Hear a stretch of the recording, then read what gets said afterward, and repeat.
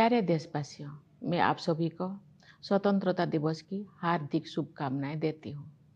सभी देशवासी 78वें स्वतंत्रता दिवस का उत्सव मनाने की तैयारी कर रहे हैं। ये देखकर मुझे बहुत खुशी हो रही है। स्वाधीनता दिवस के अवसर पर लहराते हुए तिरंगे को देखना, चाहे वो लाल किले पर हो, राज्यों की राजधानियों में हो या हमारे आसपास हो, हमारे हृदय को उत्साह से भर देता है। ये उत्सव 140 करोड़ से अधिक देशवासियों के साथ अपने इस महान देश का हिस्सा होने की हमारी खुशी को अभिव्यक्त करता है। जिस तरह हम अपने परिवार के साथ विभिन्न त्यौहार मनाते हैं, उसी तरह हम अपने स्वतंत्रता दिवस और गणतंत्र दिवस को भी अपने उस परिवार के साथ मनाते हैं जिसके सदस्य हमारे सभी देशवासी हैं। 15 अगस्त के दिन देश विदेश में सभी भारतीय ध्वजारोहण समारोह में भाग लेते हैं, देशभक्ति के गीत गाते हैं और मिठाइयाँ बांटते हैं। बच्चे सांस्कृतिक कार्यक्रम में भाग लेते हैं। जब हम बच्चों को अपने महान राष्ट्र तथा भारतीय होने के गौरव के बारे में बातें करते हुए सुनते हैं, तो उनके उद्गारों में हमें महान स्वतंत्रता सेनानियों की भावनाओं की प्रतिध्वनि सुनाई देती है। हमें ये अनुभव होता है कि हम उस परंपरा का हिस्सा है जो स्वाधीनता सेनानियों के सपनों और उन भावी पीढ़ियों की आकांक्षाओं को एक कड़ी में पिरोते हैं, जो आने वाली वर्षों में हमारे राष्ट्र को अपना संपूर्ण गौरव पुनः प्राप्त करते हुए देखेंगे। इतिहास की इस श्रृंखला की एक कड़ी होने का बोध हमारे अंदर विनम्रता का संचार करता है। ये बोध हमें उन दिनों की याद दिलाता है जब हमारा देश विदेशी शासन के अधीन था। राष्ट्रभक्ति और वीरता से ओतप्रोत देश प्रेमियों ने अनेक जोखिम उठाए और सर्वोच्च बलिदान दिए। हम उनकी पावन स्मृति को नमन करते हैं। उनके अथक प्रयासों के बल पर भारत की आत्मा सदियों की नींद से जाग उठी, अंतर्धारा के रूप में सदैव विद्यमान रही। हमारी विभिन्न परंपराओं और मूल्यों को पीढ़ी दर पीढ़ी हमारे महान स्वाधीनता सेनानियों ने नई अभिव्यक्ति प्रदान की। मार्गदर्शक नक्षत्र की तरह राष्ट्रपिता महात्मा गांधी ने स्वाधीनता संग्राम की विभिन्न परंपराओं और उनकी विविध अभिव्यक्तियों को एकजुट किया। साथ ही सरदार पटेल, नेताजी सुभाष चंद्र बोस और बाबा साहेब आम्बेडकर तथा भगत सिंह और चंद्रशेखर आजाद जैसे अनेक महान जननायक भी सक्रिय थे। ये एक राष्ट्रव्यापी आंदोलन था जिसमें सभी समुदायों ने भाग लिया। आदिवासियों में तिलका मांझी, बिरसा मुंडा, लक्ष्मण नायक और फूलो जानो जैसे कई अन्य लोग थे जिनके बलिदान की अब सराहना हो रही है। हमने भगवान बिरसा मुंडा की जयंती को जनजातीय गौरव दिवस के रूप में मनाना शुरू किया है। अगले वर्ष उनकी 150वीं जयंती का उत्सव राष्ट्रीय पुनर्जागरण में उनके योगदान को और अधिक गहराई से सम्मान देने का अवसर होगा। मेरे प्यारे देशवासियों, आज 14 अगस्त को हमारे देश विभाजन विभीषिका स्मृति दिवस मना रहा है। ये विभाजन की भयावहता को याद करने का दिन है। जब हमारे महान राष्ट्रों का विभाजन हुआ तो लाखों लोगों को मजबूरन पलायन करना पड़ा। लाखों लोगों को अपनी जान गंवानी पड़ी। स्वतंत्रता दिवस मनाने से एक दिन पहले हम उस अभूतपूर्व मानवीय त्रासदी को याद करते हैं और उन परिवारों के साथ एकजुट होकर खड़े होते हैं जो छिन्न भिन्न कर दिए गए थे। हम अपने संविधान की 75वीं वर्षगांठ मना रहे हैं। हमारी नवस्वाधीन राष्ट्र की यात्रा में गंभीर बाधाएं आई है। न्याय, समानता, स्वतंत्रता और बंधुता के संवैधानिक आदर्शों पर दृढ़ रहते हुए हम इस अभियान के साथ आगे बढ़ रहे हैं कि भारत विश्व पटल पर अपना गौरवशाली स्थान पुनः प्राप्त करे। इस वर्ष हमारे देश में आम चुनाव हुए। कुल मतदाताओं की संख्या लगभग 97 करोड़ थी, जो एक ऐतिहासिक कीर्तिमान है। मानव समुदाय इतिहास की सबसे बड़ी चुनाव प्रक्रिया का साक्षी बने। इस तरह के विशाल आयोजन के सुचारू और त्रुटि रहित संचालन के लिए भारत का निर्वाचन आयोग बधाई के योग्य है। मैं उन सभी कर्मचारियों और सुरक्षा कर्मियों का आभार व्यक्त करती हूँ जिन्होंने भीषण गर्मी का सामना करते हुए मतदाताओं की मदद की। इतनी बड़ी संख्या में लोगों द्वारा मताधिकार का प्रयोग करना वस्तुतः लोकतंत्र की विचारधारा का प्रबल समर्थन है। भारत द्वारा सफलतापूर्वक चुनाव आयोजित करने से पूरे विश्व में लोकतांत्रिक शक्तियों को ताकत मिलती है। मेरे प्यारे देशवासियों, वर्ष 2021 से वर्ष 2024 के बीच 8% की औसत वार्षिक वृद्धि दर हासिल करके भारत सबसे तेज गति से बढ़ने वाली बड़ी अर्थव्यवस्थाओं में शामिल है। इससे न केवल देशवासियों के हाथों में अधिक पैसा आया है, बल्कि गरीबी रेखा से नीचे रहने वाले लोगों की संख्या में भी भारी कमी आई है। जो लोग अभी भी गरीबी से पीड़ित हैं, उनकी सहायता करने के साथ साथ उन्हें गरीबी से बाहर निकालने के लिए भी सभी प्रयास किए जा रहे हैं। उदाहरण के लिए कोविड-19 के शुरुआती चरण में आरंभ की गई पीएम गरीब कल्याण अन्न योजना के तहत लगभग 80 करोड़ लोगों को मुफ्त राशन दिया जा रहा है, जो ये भी सुनिश्चित करते हैं कि जो लोग हाल ही में गरीबी से बाहर आए हैं, उन्हें पुनः गरीबी में जाने से रोका जा सके। ये हम सभी के लिए गर्व की बात है कि भारत दुनिया की 5वीं सबसे बड़ी अर्थव्यवस्था बन गए हैं और हम शीघ्र ही विश्व की 3 शीर्षस्थ अर्थव्यवस्थाओं में स्थान प्राप्त करने के लिए तैयार है। ये सफलता किसानों और श्रमिकों की अथक मेहनत, नीति निर्माताओं और उद्यमियों की दूरगामी सोच तथा देश के दूरदर्शी नेतृत्व के बल पर ही संभव हो सके है। हमारे अन्नदाता किसानों ने उम्मीदों से बेहतर कृषि उत्पादन सुनिश्चित किया है। ऐसा करके उन्होंने भारत को कृषि क्षेत्र में आत्मनिर्भर बनाने और हमारे देशवासियों को भोजन उपलब्ध कराने में अमूल्य योगदान दिया है। हाल के वर्षों में इंफ्रास्ट्रक्चर को काफ़ी बढ़ावा मिला है। सुविचारित योजनाओं एवं प्रभावी कार्यान्वयन ने सड़कों और राजमार्गों, रेलवे और बंदरगाहों का जाल बिछाने में मदद की है। भावी प्रौद्योगिकी की अद्भुत क्षमता को ध्यान में रखते हुए सरकार ने सेमीकंडक्टर और आर्टिफिशियल इंटेलिजेंस जैसे कई क्षेत्रों को बढ़ावा देने पर विशेष बल दिया है। साथ ही स्टार्टअप्स के लिए एक आदर्श इकोसिस्टम भी बनाया है, जिससे उनके विकास को गति मिलेगी। इससे निवेशकों में भारत के प्रति आकर्षण और अधिक बढ़ गया है। बढ़ती हुई पारदर्शिता के साथ बैंकिंग और वित्तीय क्षेत्रों की कार्यकुशलता में वृद्धि हुई है। इन सभी बदलावों में अगले दौर के आर्थिक सुधारों और आर्थिक विकास के लिए मंच तैयार कर दिया है, जहां से भारत विकसित देशों की श्रेणी में शामिल हो जाएगा। तेज गति से हो रही न्यायपरक प्रगति के बल पर वैश्विक परिदृश्यों में भारत का कद ऊंचा हुआ है। G20 की अपनी अध्यक्षता के सफलतापूर्वक संपन्न होने के बाद भारत में ग्लोबल साउथ को मुखर अभिव्यक्ति देने वाले देश के रूप में अपनी भूमिका को मजबूत बनाया है। भारत अपनी प्रभावशाली स्थिति का उपयोग विश्व शांति और समृद्धि के विस्तार हेतु करना चाहता है। मेरे प्यारे देशवासियों, हमें संविधान निर्माता डॉक्टर B.R. अम्बेडकर के शब्दों को भी सदैव याद रखना चाहिए। उन्होंने ठीक ही कहा था और मैं उन्हें उद्धृत करती हूँ। हमें अपने राजनीतिक लोकतंत्र को सामाजिक लोकतंत्र भी बनाना चाहिए। राजनीतिक लोकतंत्र तब तक नहीं टिक सकता जब तक कि उसके आधार में सामाजिक लोकतंत्र ना हो। राजनीतिक लोकतंत्र की निरंतर प्रगति से सामाजिक लोकतंत्र को मजबूत करने की दिशा में की गई प्रगति की पुष्टि होती है। समावेशी भावना हमारे सामाजिक जीवन के हर पहलू में दिखाई देती है। अपनी विविधताओं और बहुलताओं के साथ हम एक राष्ट्र के रूप में एकजुट होकर एक साथ आगे बढ़ रहे हैं।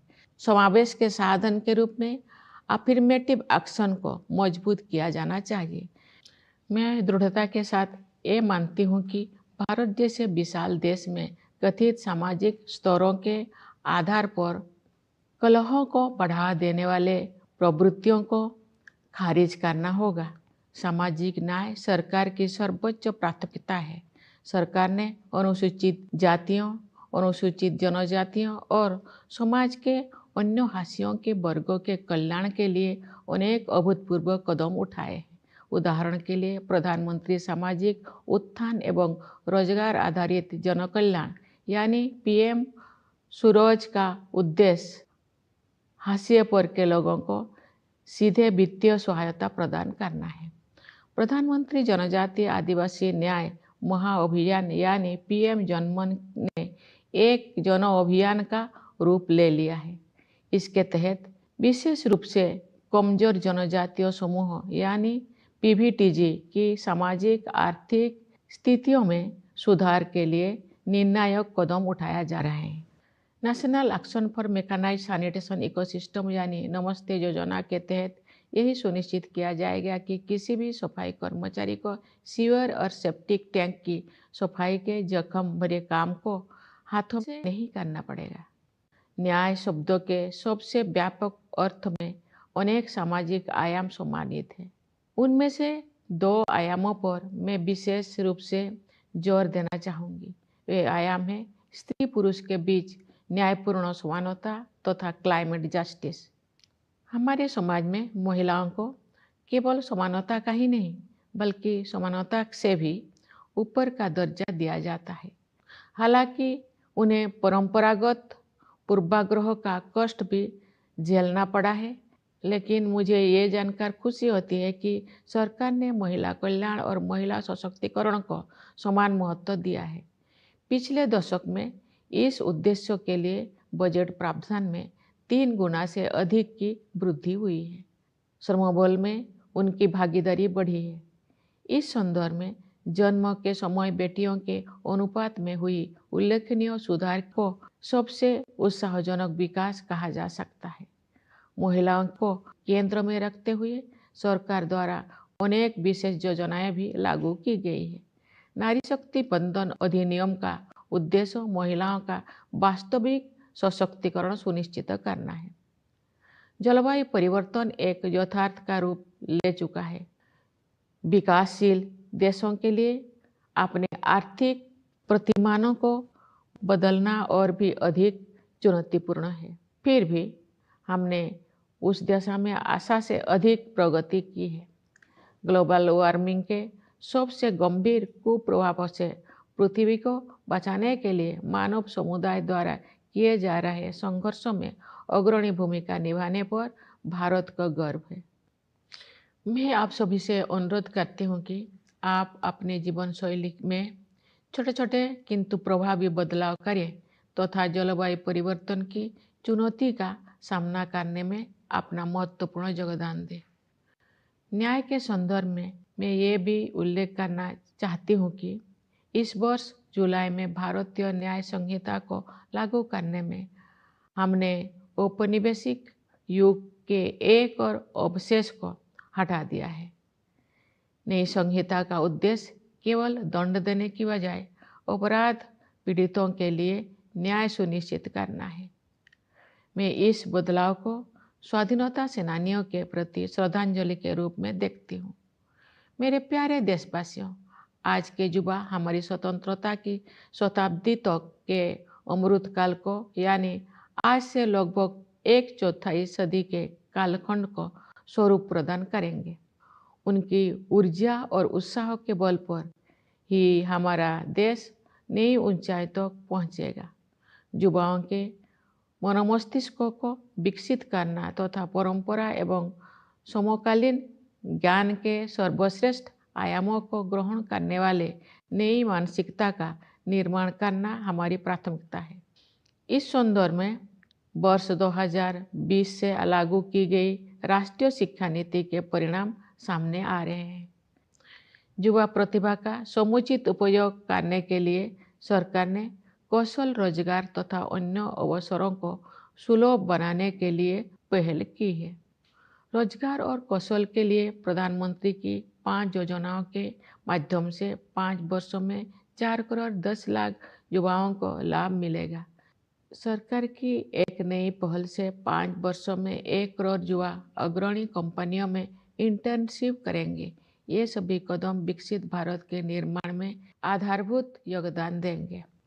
भारत में हम विज्ञान और प्रौद्योगिकी को ज्ञान की खोज के साथ साथ मानवीयतापूर्ण प्रगति के साधन के रूप में देखते हैं।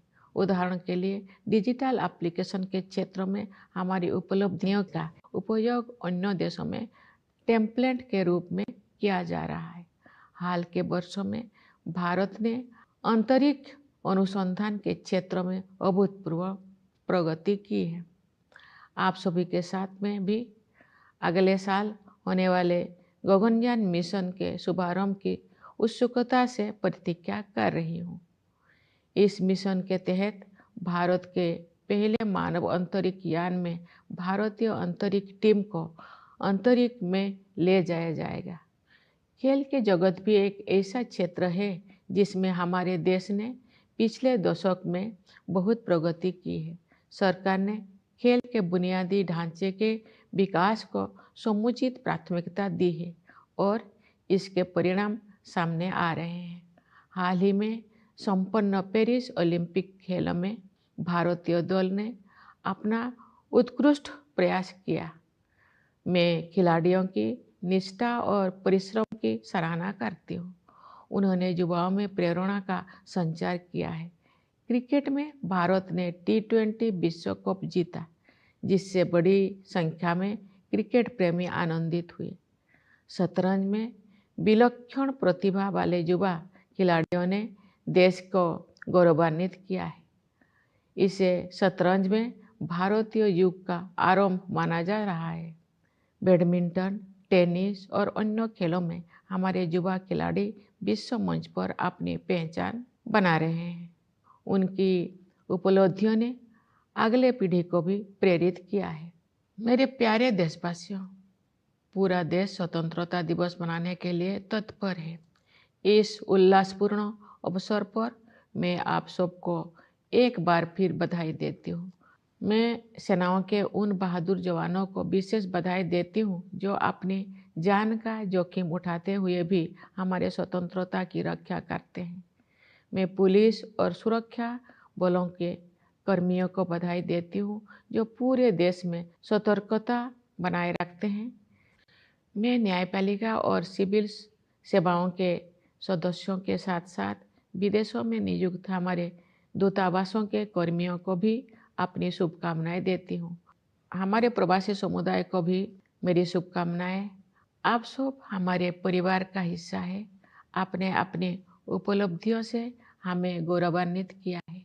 आप सब विदेशों में भारत की संस्कृति और विरासत का गर्व के साथ प्रतिनिधित्व करते हैं। एक बार फिर मेरी ओर से सभी को स्वाधीनता दिवस की हार्दिक शुभकामनाएं। धन्यवाद। जय हिंद, जय Bharat. My dear fellow citizens, I extend to you all my heartiest Independence Day greetings. I am delighted to see the nation prepared to celebrate the 78th Independence Day, witnessing the tricolor unfurled on this occasion, be it at the Red Fort, at state capital, or in local neighborhoods, always thrills our hearts. It is an expression of the joy of being part of our great nation along with more than 1.4 billion fellow Indians.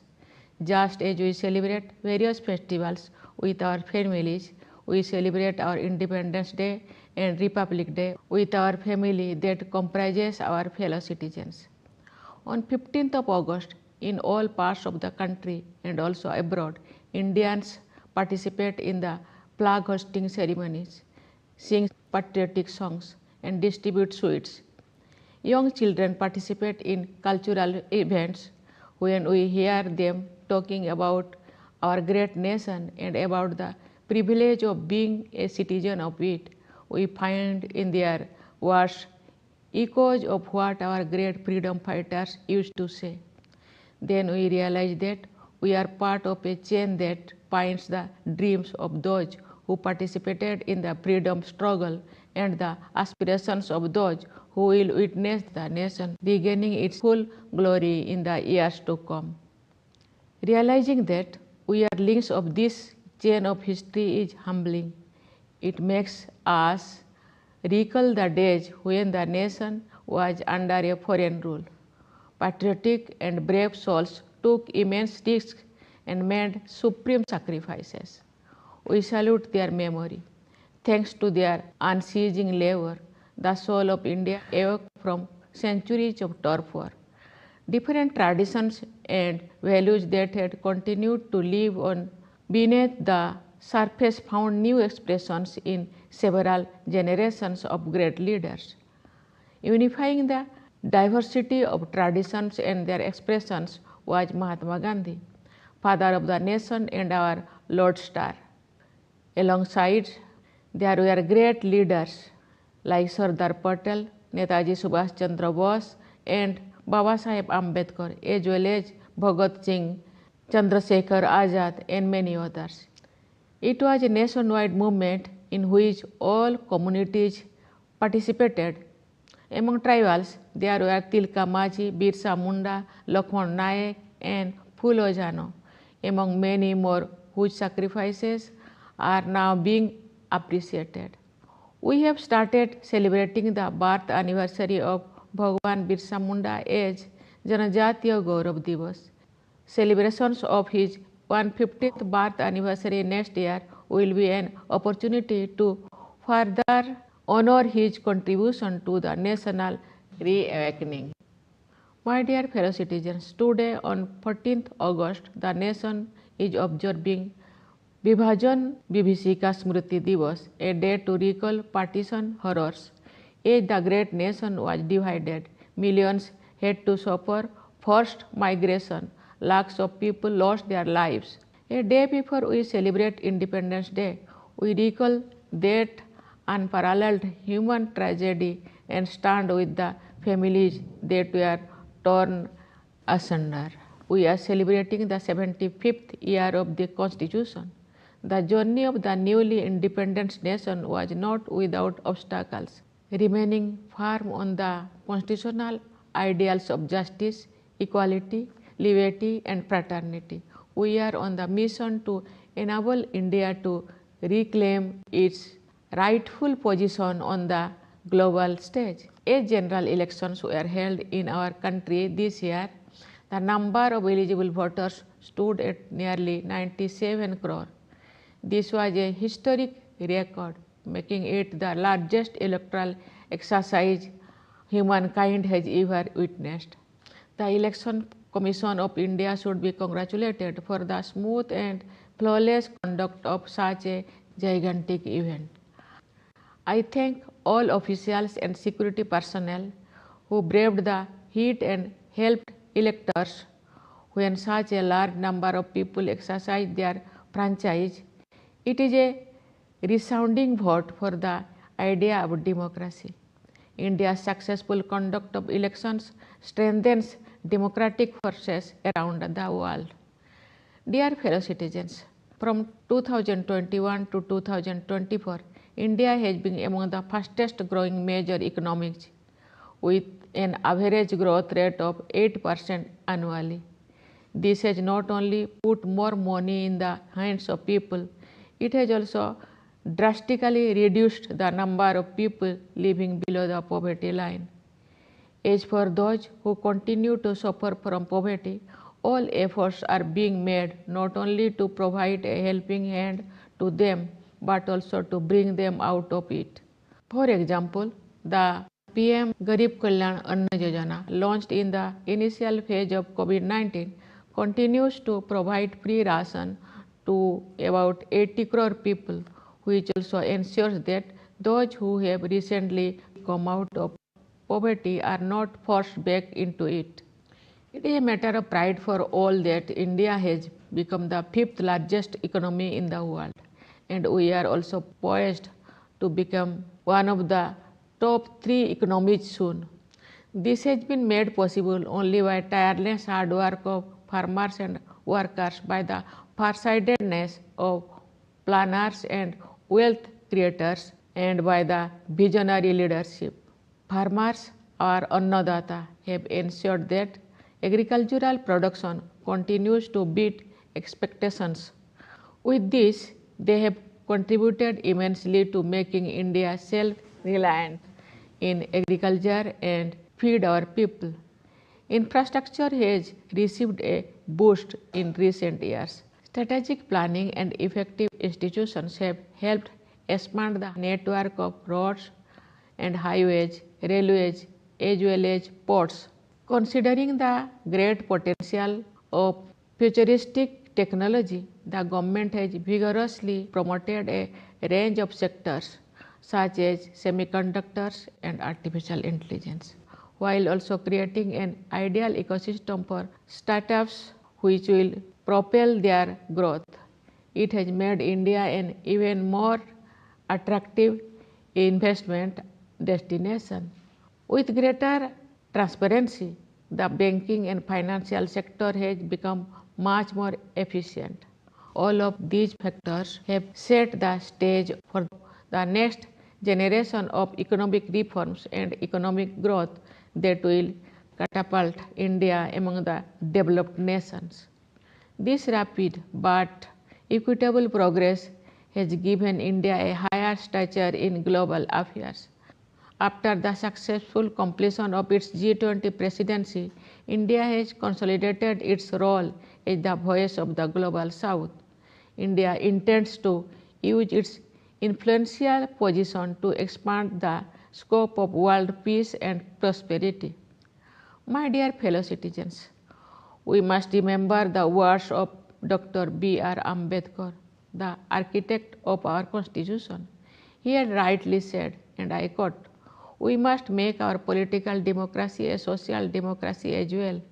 Political democracy cannot last unless there lies at the base of it social democracy." Unquote. The steady progress of political democracy testifies to the progress made towards the consolidation of social democracy. The spirit of inclusion pervades every aspect of our social life.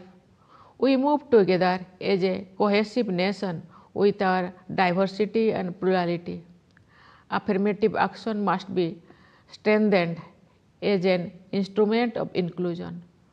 I firmly believe that in a vast country like ours, tendencies that stoke discord based upon perceived social hierarchy have to be rejected. Social justice is a top priority of the government, and it has taken a number of unprecedented initiatives for the welfare of the scheduled caste, scheduled tribes, and other marginalized sections of society. प्रधानमंत्री सामाजिक उत्थान एवं रोजगार आधारित जनकल्याण, that is PM Suraj, for example, aims to provide direct financial assistance to the people from the marginalized communities. The Pradhan Mantri जनजातीय आदिवासी न्याय महाअभियान or PM Janman has taken the form of a mass campaign for critical intervention to improve socio-economic conditions of particularly vulnerable tribal groups, that is PVTGs.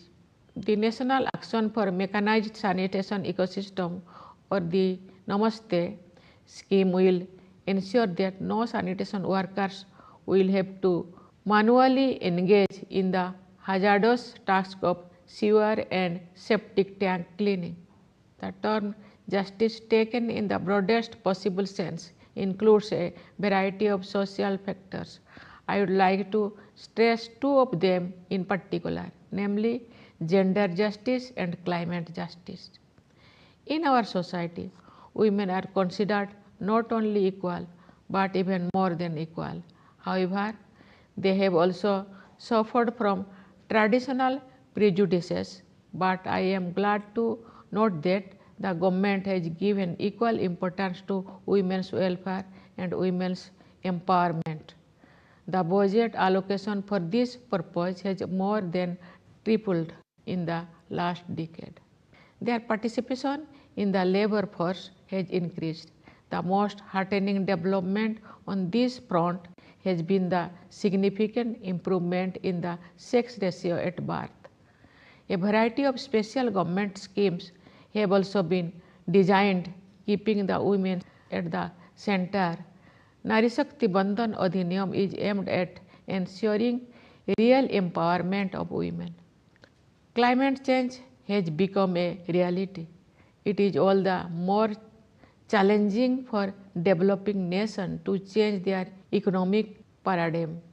Yet we have already made more progress in that direction than expected.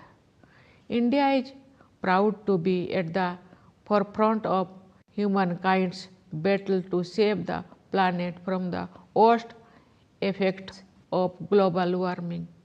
I also urge you all to make small but effective changes in your lifestyle and contribute to the cause of dealing with the challenge of climate change. Speaking of justice, let me also mention here that in adopting the Bharatiya Nyaya Sanhita from July this year, we have removed one more relic of the colonial era. The new code is oriented towards ensuring justice for the victims of crime instead of focusing on punishment alone. I see this change as a tribute to the freedom fighters. My dear fellow citizens, the Amrit Kal, the ongoing period of a quarter century leading to the centenary of our independence, is going to be shaped by the youth of today. It is their energy and enthusiasm that will help the nation scale new heights. Cultivating the young minds and creating a new mindset that takes the best of the traditions and the contemporary knowledge is our priority. To this end, the National Education Policy launched since 2020 has already started showing results. To harness their talent, the government has come up with initiatives to facilitate skilling, employment and other opportunities for them. The Prime Minister's package of 5 schemes for employment and skilling with benefit 4.1 crore youth over 5 years. Under a new initiative of the government, 1 crore youth will be doing internship in leading companies over 5 years. All this will be a foundational contribution towards building Viksit Bharat. In India, we view science and technology as part of the quest for knowledge as well as instrument for humanitarian progress. Our achievements in the field of digital applications, for example, are being used as templates in other countries. In recent years, India has made unprecedented advances in space exploration. Along with you all, I also eagerly look forward to the launch of the Gaganyaan mission next year, which will take a team of Indian astronauts into space aboard India's first human space flight. The world of sports is another arena in which the country has made great progress in the last decade. The government has rightly prioritized the development of sports infrastructure, and it is showing results. The Indian contingent put up its best efforts in the recently concluded Paris Olympic Games. I appreciate the dedication and hard work of the players. They have inspired the youth. In cricket, India won the T20 World Cup to the great joy of a large number of fans. In chess, our prodigies have made the country proud. This is said to be the beginning of an Indian era in chess. In badminton, tennis and other sports, our young stars are making a mark on the world stage. Their achievements have inspired the next generation too. My dear fellow citizens, with the nation all set to celebrate Independence Day, let me once again extend my greetings to you, particularly our brave jawans of armed forces who guard our freedom, risking their lives. I convey my greetings to the police and security personnel who keep vigil all across the country. I also extend my greetings to the members of the judiciary and the civil services, as well as the officials of our missions abroad. My greetings also to our diaspora. You are part of our family, making us proud with your achievements. You are great representatives of India's culture and heritage. Once again, I wish everyone a very happy Independence Day. Thank you. Jai Hind, Jai Bharat.